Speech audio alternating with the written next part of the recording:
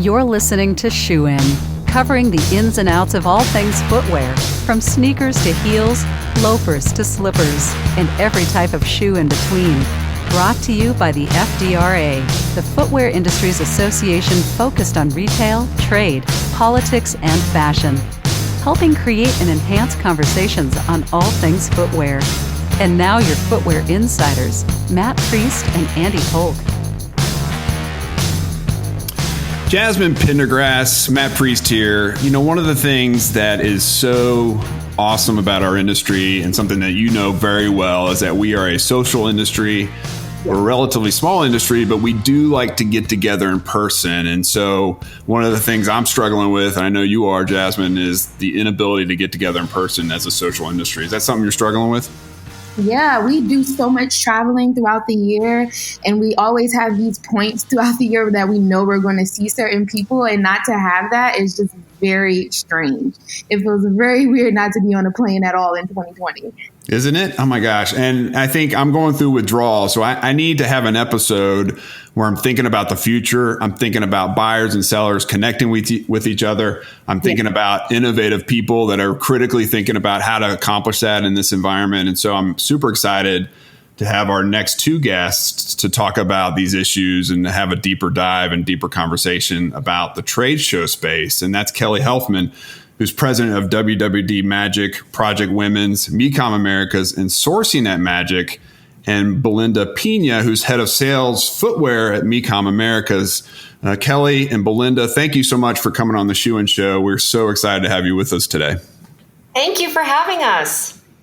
So, thank you so much. Yeah, of course. Thanks for coming. So, Kelly, let's start right off the bat. Clearly, we're in an age and an environment where we have to be innovative. We have to show some agility.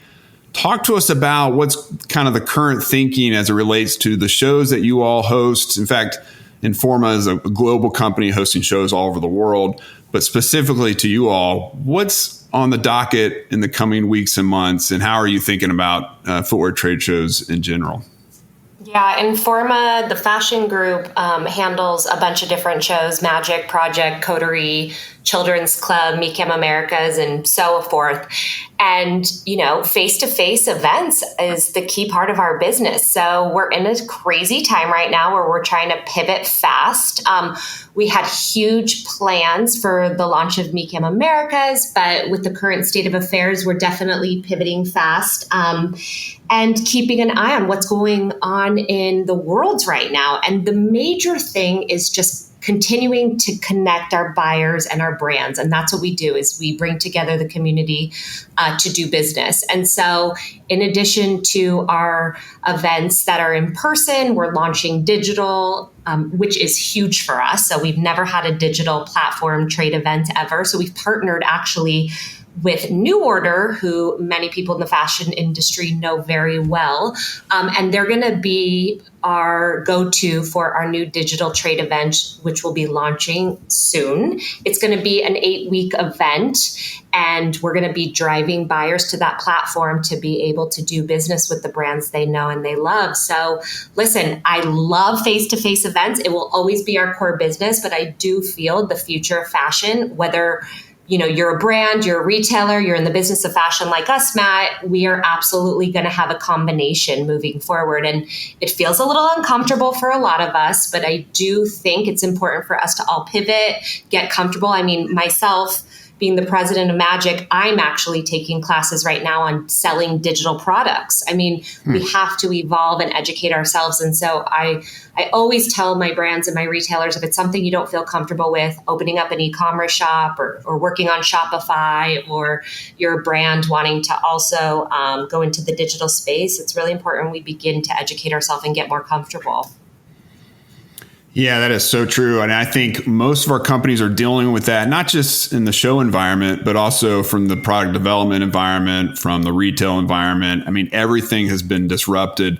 Belinda, let me ask you this. As you kind of make the rounds and engage with the brands, very directly, as you've done for a long time now, what are some of the anxieties you're hearing about the current landscape of the industry? And then what are some of the opportunities that you think that are out there for us to take advantage of? Yeah, I think it's it's clearly a very interesting time, and people are very, open to adapting. And we're seeing that. We're seeing a lot of our footwear brands, they're telling us that they're investing in digital, to a totally different extent than, just 3 months ago. So that's huge, because that's really a major step, a progression in sort of the advancement, from a technology standpoint for the footwear industry. Because truly, we're a very tight knit group, and community. So, we definitely, there's a big need, a want to attend these face to face events that we organize. And we do hear a lot of our brands, they're ready to get back to market. They want to support these shows and certainly see their retailers and vice versa. And, I think everyone is really just looking to find that balance of how, within this sort of COVID environment, we can do so safely. And, brands and retailers alike are really looking to us for those guidances on, reassurance to make sure that we are producing the most safe and secure environment to work and do business in. And at the same time, we're hearing from brands that the digital event is very interesting and it really creates a solution in this time for everyone. So, I think we're all making those shifts, and it's very much about the learning and awareness at this moment.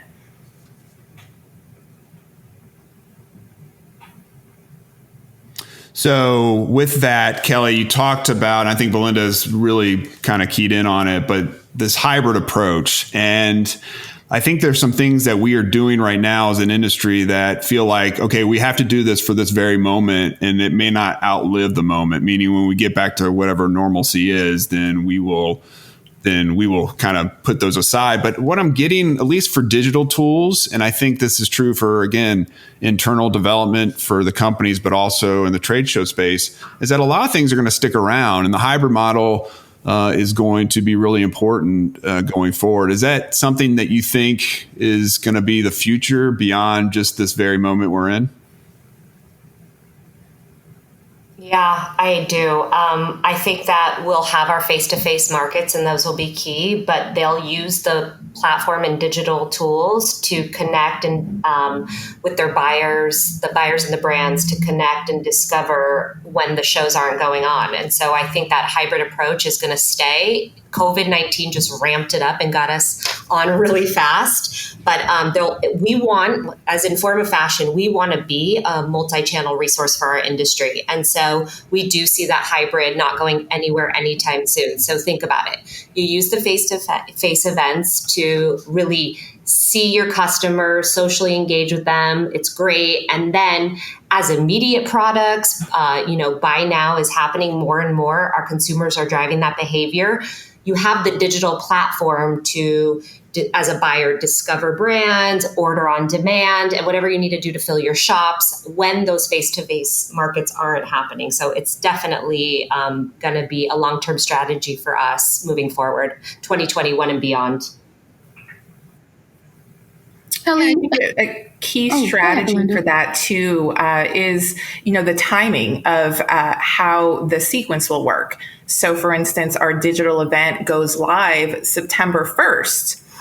Whereas the live event will actually be at the end of the month, September 30th. So that really gives retailers an opportunity to sort of discover brands and products before they arrive at the live event, as well as doing their sort of follow-up and additional research afterwards, the 30 days beyond the event. So it really helps retailers sort of inform how they're going to approach the physical show, brands that they may want to visit with, as well as just maximizing their time. I'm curious, with the digital opportunities, the shows are already very huge. That's going to these trade shows were one of my first experiences getting into the footwear industry. And do you think that because you're pivoting to digital that you're going to expand even larger and just kind of get more of people around the world to join you guys, since they have a chance to just join digitally and they don't have to travel and things like that?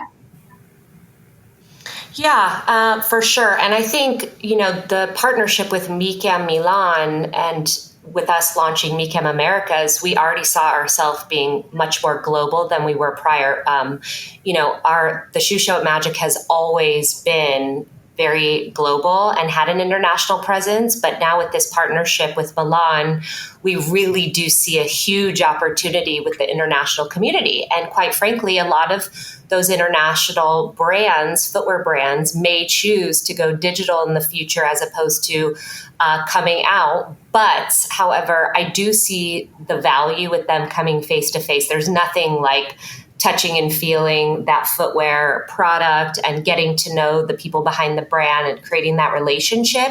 But I do think that, if budget is an issue or travel, with travel bans, and this continues, that it's going to give us a big opportunity to debut these international brands. But as far as, a global partnership with MICAM Milan, it was a no-brainer to do this. What we can do together for both our show domestically and their show internationally is just going to move mountains in terms of what we can do for the footwear industry together. So we're really excited. We were already such a large footwear show for the US, but now with us working tight with the Milan team, we're going to be able to expand that much more and have their brands come over to Las Vegas and really have this international presence that I think was smaller prior to our partnership with MICAM Milan. Yeah, that's a great point, Kelly, because I think having gone to MICAM a number of times and there's that cachet, right? There's the MICAM cachet. There's also the Italian cachet that goes within our industry. And to be able to partner and bring that over, I think is really important. One of the things I do want to ask you about the shows in general and the shows that you all have operated for a number of years is it's so important for discovery, right? So it's one thing to have the big brands exhibiting and they clearly have their customer base and they have their retail customer base and they're able to interact with those customers pretty regularly, whether going to their headquarters or meeting them on the show floor. But what you don't have, unless you have a trade show, is the discovery aspect. And I think about independent retailers and smaller chains coming to Vegas, coming to MICAM Americas and looking for those new products that are out there, some of those emerging brands. Talk to me about kind of how you envision that going forward and what does that look like digitally? Maybe our listeners would love a compare and contrast between discovery on the show floor in person, which will continue in late September in Las Vegas, and then what that looks like in a digital space. Yeah, actually, the digital space of discovering news, what excites me the most. A lot of these B2B online platforms where you can shop for your store, they don't curate content for you. They don't make suggestions. They're not really a marketing tool. It's basically the brand uploads everything. I mean, normal new order, they're not really promoting and marketing and creating content. But within the new order Informa trade event space, what we're going to be doing is highlighting through content all of our brands, which will encourage discovery to the buyers. So for instance, we will have a section called What's New, and it will highlight all of the new brands to the digital platform or emerging brands. We can have something on back to school footwear, and we can highlight all of the great back to school brands that we have. We're going to drive it through omni-channel marketing. So whether it's digital retargeting, we're going to highlight these brands. We're going to be emailing the retailers with brand highlights through content curation. We're going to be using social media as well. And so we're getting more targeted. So for example, when you buy a black belt on Amazon, right? They know you love that black belt. So all of a sudden you start getting emails with more suggestions. You bought this black belt, so we want to suggest this. We're getting into the business of marketing. Ultimately, we used to be just a trade show company, right, but now we're becoming a real marketing company. So it's our job to bring buyers into this digital event, just like it is our job at the trade show.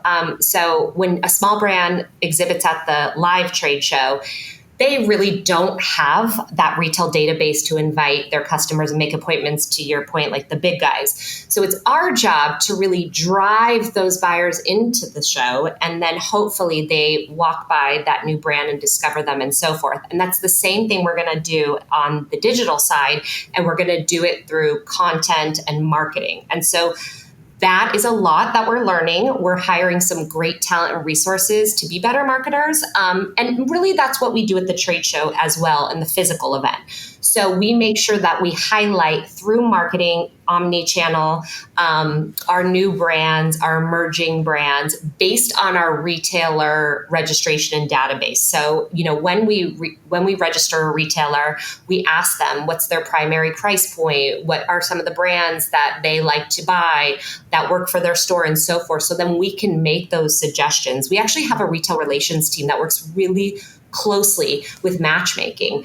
So it's primarily on the retailer side saying, I'm looking for, let's say, flip-flops for women under wholesale under $25. We will then work with the brand teams that are selling in the brands to create those lists for the retailers. So we do a lot of that. And primarily, the number one reason why retailers say they attend our show is to discover new.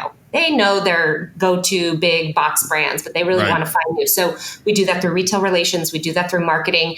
And then at the show, we do physical things like we try to highlight them based on their placements to give them best visibility. We put a sticker on there that says new to the show, and a lot of other programs as well. Well, let me ask you this, Kelly, and maybe Belinda can interject as well. But are there certain segments of our industry, as you look across kind of the diverse landscape that is the American and global footwear industry, are there certain segments that you think are going to migrate digitally really well, whether that's maybe a direct-to-consumer company, an emerging brand, a big retailer, and are there those that are going to struggle, and maybe that's in some segment of independence, or have you kind of thought through who's going to latch onto this more effectively than others, and then how do you kind of hold people's hands through the process to get them more socialized in this environment so that they can make those purchases and you can connect buyers and sellers in a digital landscape? So, and Matt, you're referring mostly on the retail side, not the brand side? That's right. Yep. Yeah, gosh, it's so clear how much we really need to support and educate some of our smaller stores to understand the importance of going digital and handhold them there. And so we're creating a lot of content educational pieces actually that will live on our website, on our digital platform. We'll be emailing it out to help support them there. I think it's our job as industry leaders to provide those educational opportunities. I think that you have a lot of like the D2C big box majors that are more comfortable with it. And, the guys who have been in this industry for years that are smaller and haven't had to think about it are struggling. And so it's hard for any of us, right? So it's up to us to get them comfortable with it. A lot of my small boutiques and specialty stores are actually using Instagram or Facebook Live to sell, which is incredible right now. They've been moving a lot of product that way. So just even giving them tips and pointers on that and sharing best practices with one another has been really key with our retailers. I think, Belinda, you could speak specifically to different segments within the footwear industry in terms of retailers, whether it's fashion or comfort, or that seem to be having an easier time maybe? Yeah, so, very much to your point, Kelly, I agree. I think that we already have brands who have been investing in digital. And so, naturally, those will be the ones who will probably take the first step forward and, really get into our digital event. And it's just a natural evolution of already what may look like that sort of like hybrid sales strategy and those selling tactics they're already using. And then you have a lot of the independent footwear brands that may not be there yet. And they're really maybe just sort of forced to look at that now or over just the last couple months due to COVID. So, we will be here no matter what, big or small brands, national or international, to really help them navigate and get them into this digital space and help them really utilize our digital event to connect with customers in new ways, as well as really support that lead gen opportunity, which is huge right now. How are brands really getting in front of new retailers? So, as a whole, we're here to really help navigate that.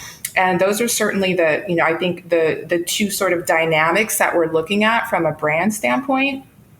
And on the other hand, I think we also have retailers in a very similar sense. I think we're going to see a lot of the bigger guys, the majors, who will also take a look. I mean, it doesn't cost our retailers anything to be on the digital event. So I do feel like, we'll have a lot more adoption. I think it's going to be very strong this season because of the circumstances that we're in. It's kind of a no-brainer. And I think for the independent, that smaller retailer who may be a little bit more adverse to e-commerce, I certainly hope that they will be open to just giving it a look and, utilizing the platform to really help support their business.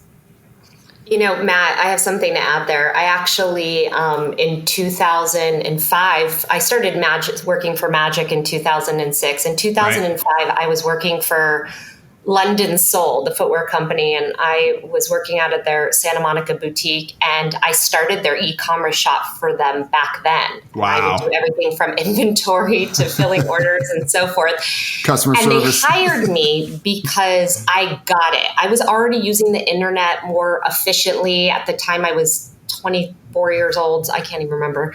I was 24 years old, and they were so smart to hire somebody who, like an intern, but they paid me minimum wage to start that up for them. So my suggestion always is to independents or mom and pop shops or even smaller brands that don't really know where to start digitally or with social media selling, e-commerce, Shopify, etc.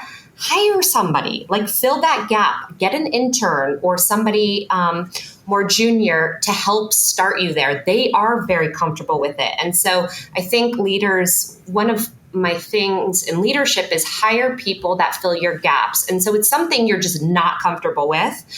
Find somebody who is of the millennial generation that understands it, that you can absolutely lean on, that can really get you jump-started to take you into that next kind of intimidating chapter.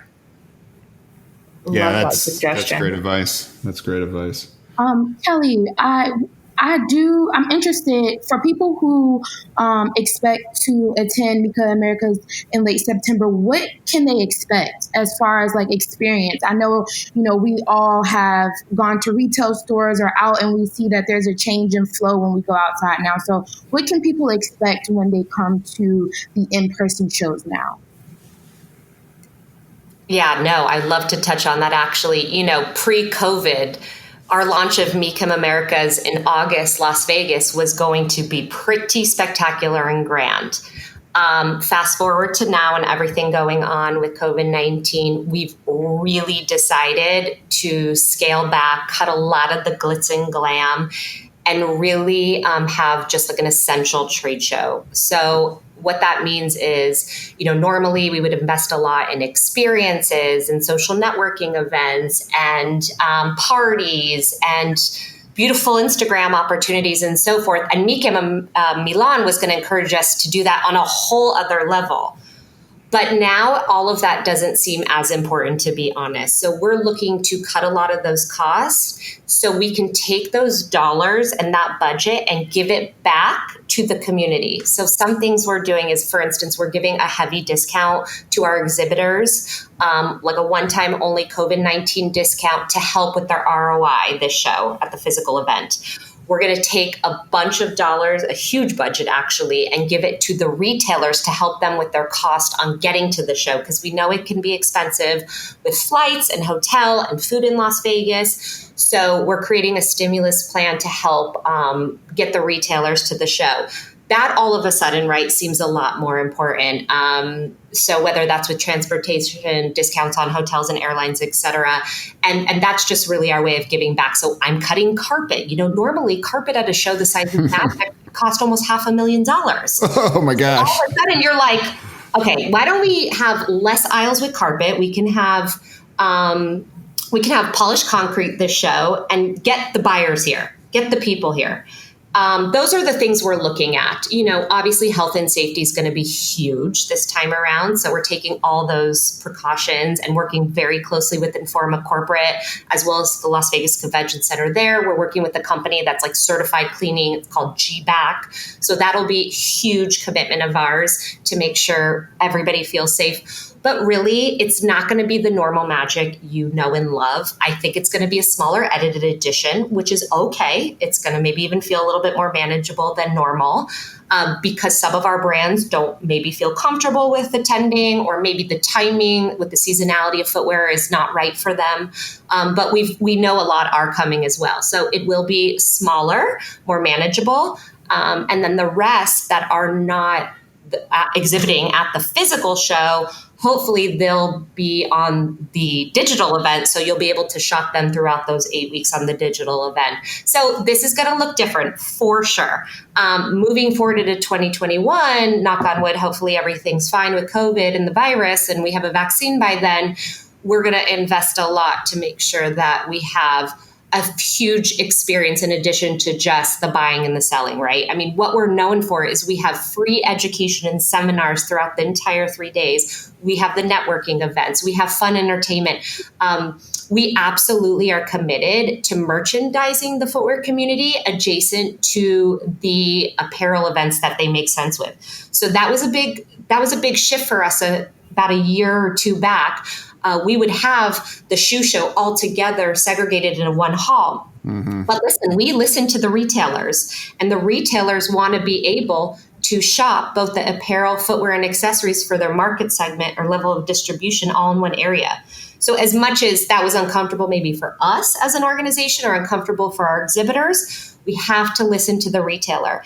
And the retailer really, I mean, of course, we have our footwear only shoe stores that we love, and it probably is easier for them to have all footwear into one area. But the real exciting part about Magic is that all of these primary apparel stores want to pick up footwear, and that's really what sets us apart from the rest of the footwear shows, right? So you're going to gain all these new stores by being merchandised on the show floor with the adjacent apparel. So for instance, the primary business of MICAM Americas footwear, which is women's fashion, will be alongside Project Women's. And they're going to get a lot of that crossover shopping and those buyers. That's really great. The trend fast fashion MICAM Americas footwear brands are going to be adjacent to WWD Magic, which is the trend apparel.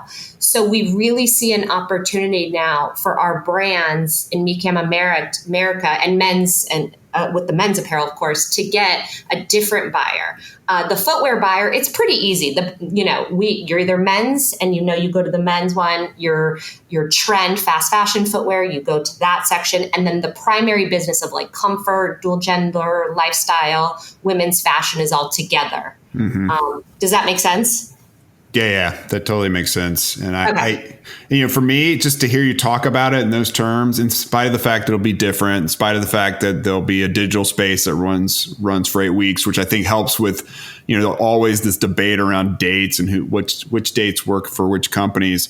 I'm actually really excited because it gives me hope that there's this like thing out there in the future where we'll be gathering in person together. And so it's kind of this hopeful thing that I'm glad that you were able to come and express to us. So one of the things as we close out this program is that we have this world famous segment that Jasmine's going to kind of clue you in on, and we're going to move now to what you got, what you getting. Jasmine, It's all you. Thank you, Matt. Okay. Kelly and Belinda, we have a segment called What You Got, What You Getting, as Matt mentioned. And we basically say what we have on our feet currently and what we expect to get in the future. So I will start it off so you have an idea. Right now, I have a pair of like slipper boots on. Do not judge me. They're really comfortable. They keep me warm. I have hardwood floors, so slippers are a must in the house. And then I'm actually planning to buy a pair of shoes that I lost. I have some great Air Force Ones that were yellow, and I cannot find them. And every weekend when I go outside, I'm like, I would love to wear those, and they go with all the outfits that I choose every weekend. So I'm just going to bite the bullet and buy them again. So I'm repurchasing something for what I'm getting. There's no shame in that. No shame whatsoever. So in order for us to have another example so that Kelly and Belinda feel at home with this little activity that we do, I'm currently wearing a pair of Birkenstock. They are comfortable. It's hot outside. David Kahn's on my board. He's a fine exhibitor at Magic. It is all about the footbed, as David always coaches me on, and it just keeps me very comfortable even while I work here from home. I've got my eye on some summer sneakers by Greats, and Greats is a fantastic sneaker brand. Steve Madden bought it, snatched it up a year or two ago. And they just have these classic sneaker styles that go with anything. And so as I emerge from the underground bunker that I'm in right now with my family to start to get out there in the world again, I'm going to need some nice sneakers that go just about with anything that I have on. So that is my plan, is to pick up a pair of Greats. And so with that, Kelly, what you got? What you getting? This is so fun. By the way, I could do this all day. I am wearing actually one of our brands, flip-flops black from Tiki's, which I love. Also great working from home, maybe walking to my mailbox and back. Tiki's has always been my go-to for my flip-flops in addition to Javianas. And I am just looking to get to work so bad and travel and get to trade shows that I have been eyeing these heels by a brand out of Amsterdam called Wandler. Do you know it? Wandler. She is an incredible designer. Her price point is not quite at luxury. It's more contemporary women's. And she does a really great like Bottega Veneta inspired slides with the square toe, and I'm dying for them, but I'm not sure I'll get permission from my husband to buy them.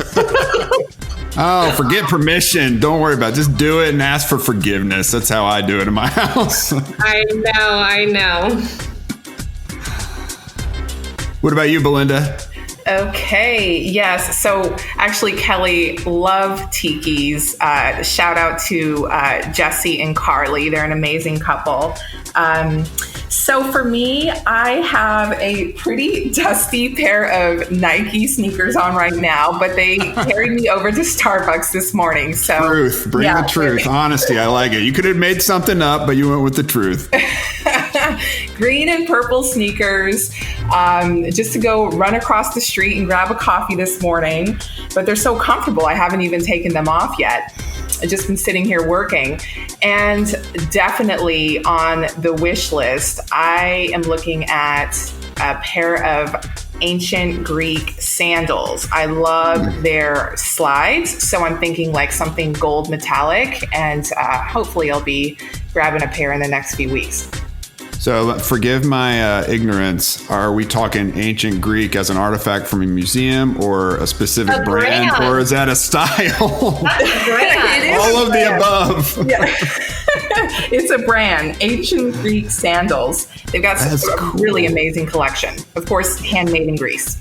And then you buy a toga and off you go to your next party with a mask over your face, right? It all works out perfectly. Ready for those events. That's right. Well, I can't thank you guys enough for coming on and just educating us on what your plans are. You're a vitally important aspect of our industry, coming together, buying and selling footwear. What website should we direct listeners to so they get all the most up-to-date information on everything that you guys are working on in the near term and then the long term? Yeah, so For all of the updates, digital event, physical event, you'd go to magicfashionevents.com. It's all there, updating constantly. For Coterie, it's coteriefashionevents.com. So it has our digital and our physical event information. We really encourage everybody to follow us on Instagram at MICAM.Americas. We put all of our new brands on there. We're highlighting our existing brands. We highlight retailers. So it's really become a channel for us to connect the industry and connect brands and buyers, as well as just shoe lovers in general, of course. And then we also update our feed over there with all of the news. So, and of course, personally, you can always reach out to Belinda and I. Maybe in the notes, we can include our contact information as well. Yeah, you got it. Well, again, thank you so much. Folks, this has been another edition of Shoe and Show. We're somewhere in the 200s now as episodes, and I encourage you to go back into the catalog and to download episodes on all kinds of things that we've talked about in the past, and we have a lot more coming up in the future. And so we also want you to rank us. If you go in iTunes or wherever that you download your podcasts, rate us 5 stars. I think everything below 5 stars is automatically kicked out. So rate us 5 stars, and that helps us get more and more downloads and listens. And then until next time, on behalf of Jasmine and the entire Shoe and Show team, Shoe-In is out. Shoe-In has been brought to you by the FDRA, the Footwear Industries Association focused on retail, trade, politics, and fashion, helping create and enhance conversations on all things footwear. For information about FDRA, visit fdra.org.